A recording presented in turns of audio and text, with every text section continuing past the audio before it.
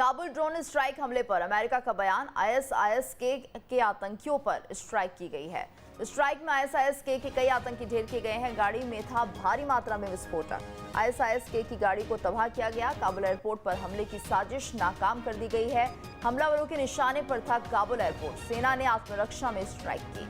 काबुल में आतंकियों पर स्ट्राइक की गई है। आईएसआईएस के आतंकियों पर स्ट्राइक की गई है। स्ट्राइक में आईएसआईएस के कई आतंकी ढेर हो गए हैं। गाड़ी में भारी मात्रा में विस्फोटक था। काबुल में आतंकियों पर यह स्ट्राइक। आईएसआईएस की गाड़ी को तबाह कर दिया गया। काबुल ड्रोन स्ट्राइक की गई है काबुल पर। काबुल एयरपोर्ट पर हमले की साजिश को नाकाम किया गया है। हमलावरों के निशाने पर था काबुल एयरपोर्ट। तो फिलहाल ये स्ट्राइक की गई है। सेना ने आत्मरक्षा में ये स्ट्राइक की। काबुल एयरपोर्ट पर हमले की साजिश को नाकाम कर दिया है। काबुल में अमेरिका ने बड़ा रॉकेट हमला किया। आईएसआईएस के ठिकानों पर अमेरिकी ड्रोन हमले में कुल 7 लोगों की मौत की खबर है। ड्रोन हमले में सुसाइड बॉम्बर की कार भी तबाह हो गई। अमेरिकी हमलों को काबुल एयरपोर्ट पर आतंकी हमले का जवाब माना जा रहा है।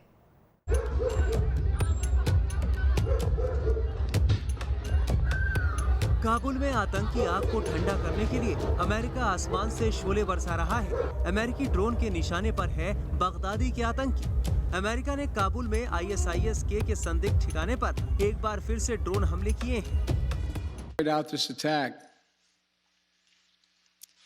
As well as anyone who wishes America harm, know this: we will not forgive. We will not forget. We will hunt you down.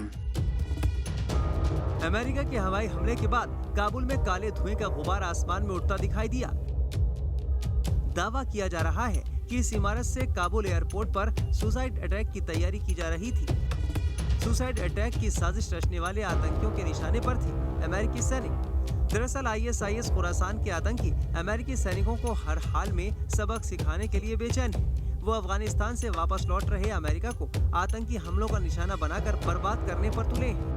इधर अमेरिका आईएसआईएस के आतंकी हमलों को रोकने के लिए आसमान से बमों की बारिश कर रहा है। काबुल में आईएसआईएस के ठिकानों पर चुन कर मिसाइलों से हमले किए जा रहे हैं ताकि आतंकियों को काबुल एयरपोर्ट को निशाना बनाने से रोका जा सके। शाम के 5 बजे थे जब मैंने एक के बाद एक धमाकों की आवाज सुनी। काबुल में अमेरिका के ताज़ा हवाई हमले के बाद इलाके में हड़कंप मच गया है। लोग हमले वाली जगह पर गलियों में भागते दिखे। आग को काबू करने के लिए कई लोग इस इमारत की छत पर चढ़ गए।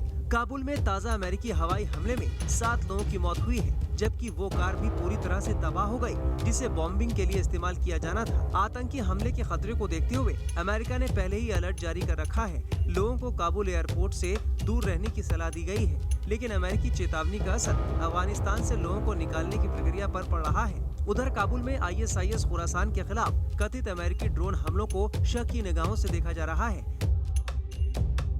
सवाल उठ रहे हैं कि तालिबान के आतंकी चेहरे पर पर्दा क्यों डाल रहा है अमेरिका। आईएसआईएस के पर एक्शन तालिबान से ध्यान हटाने के लिए तो नहीं। आईएसआईएस खुरासान के पाकिस्तान कनेक्शन पर चुप क्यों है अमेरिका।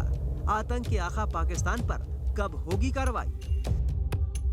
बीते गुरुवार को काबुल एयरपोर्ट पर हुए आतंकी हमलों में 170 लोगों को अपनी जान गंवानी पड़ी थी। इन हमलों में 13 अमेरिकी सैनिक भी मारे गए थे। इसके बाद अमेरिकी राष्ट्रपति जो बाइडेन को आम लोगों की कड़ी आलोचना का सामना करना पड़ रहा है। अब काबुल में आईएसआईएस खुरासान के ठिकानों पर अमेरिका की दूसरी एयर स्ट्राइक से साफ है कि वो हर हाल में अपने दुश्मनों को सबक सिखाने के लिए कमर कस चुका है। Team news nation. अमेरिका को अफगानिस्तान से निकलने की फाइनल डेडलाइन बेहद करीब है। ऐसे में वे लोग जो तालिबान के चंगुल से निकलने के लिए मदद के इंतजार में हैं, उनकी टेंशन बढ़ती जा रही है। तालिबान ने दुनिया के कई देशों को भरोसा दिया है कि वो 31 अगस्त के बाद भी लोगों को देश से बाहर निकलने में मदद जारी रखेगा, लेकिन शातिर तालिबान पर भरोसा मुश्किल है। अफगानिस्तान के तालिबान राज से बाहर निकलने के सारे दरवाजे बंद होने में महज चंद घंटों का वक्त रह गया है। 31 अगस्त की डेडलाइन खत्म होने के बाद अफगानिस्तान में क्या होगा ये कोई नहीं जानता।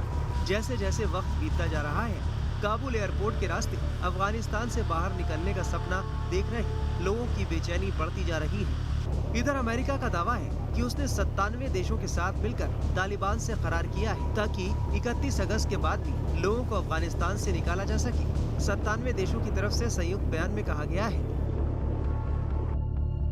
हम सभी ये सुनिश्चित करने के लिए प्रतिबद्ध हैं कि हमारे नागरिक, निवासी, कर्मचारी और अफगान जिन्होंने हमारे साथ काम किया है और जो जोखिम में है, वो अफगानिस्तान से बाहर निकलने के लिए स्वतंत्र रूप से यात्रा करना जारी रख सकते हैं।